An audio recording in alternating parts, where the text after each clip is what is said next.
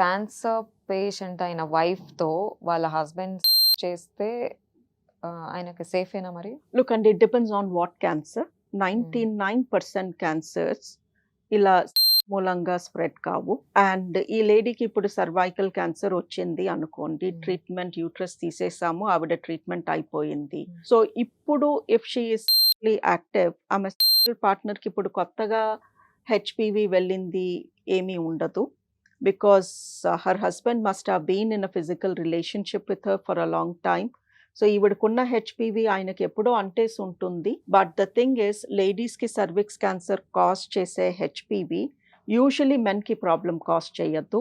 మెన్కి problem cause చేసే HPV usually లేడీస్లో cervical cancer రాదు. సో సర్వైకల్ క్యాన్సర్ వచ్చిన ladies if they want to be sexually active, long term partner అయితే we say go ahead, because already HPV ఇద్దరి మధ్యలో transmit అయిపోయి ఉంటుంది. కొత్త పార్ట్నర్స్తో అయితే ఆబ్వియస్లీ వి సే చెప్పి చేయండి, ఆర్ ఆ పార్ట్నర్కి వ్యాక్సిన్